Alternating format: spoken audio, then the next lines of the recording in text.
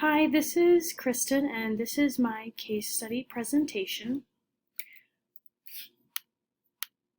I chose to do the challenges of mandated reporting case study.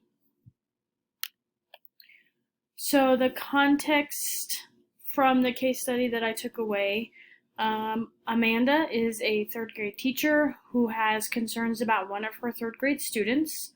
The third grade student, Jamal, is usually a spunky and mischievous kid until lately.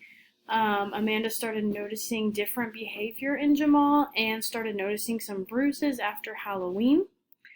Amanda met with Jamal's mom a couple times about what she was seeing, and her mom kind of just brushed her off.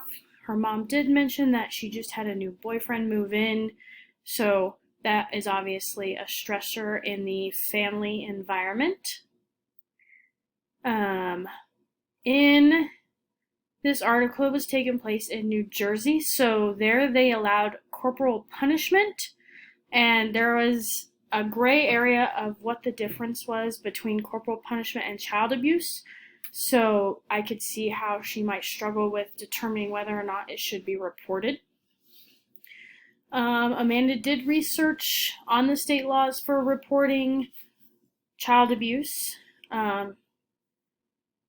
She continued to go back and forth between reporting child abuse and met with a coworker to kind of talk about it and was reminded about a situation her coworker went through that was similar, and he reported child abuse and later found out that the child was moved out of the home into a foster home that was causing more damage to the child than good.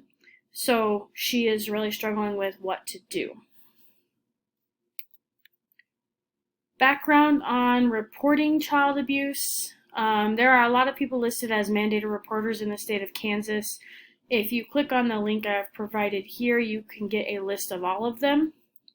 Typically in the school setting, school personnel are mandated reporters, including administrators, teachers, counselors, school resource officers, or law enforcement that's in the building, and then any employee of an educational institute in which children attend. Law and ethics. For reporting, making a report in good faith that is true, the reporter is covered by civil liability and cannot be sued by upset parents. The government basically covers you. However, if you make a report out of malicious activity, they can sue you because that is no longer covered by your civil liability. You are doing it not out of the good for the child. Reporting, if there is reason to suspect a child is being abused, the reporter needs to report it. It is their responsibility to report any child abuse that they assume is taking place. And then it's important to remember that you are not the investigator, so leave that up to DCF or law enforcement. You don't have to go digging for a lot of information. You just need to provide what information is needed on the report. It's also important, just a little side note, to be upfront with the children. If it's a child that trusts you, be upfront with them about that you're going to report them to get them help from someone else that is also a good person. That way you don't lose their trust. Failure to report. It is a criminal offense. You can get up to 6 months in jail or be fined.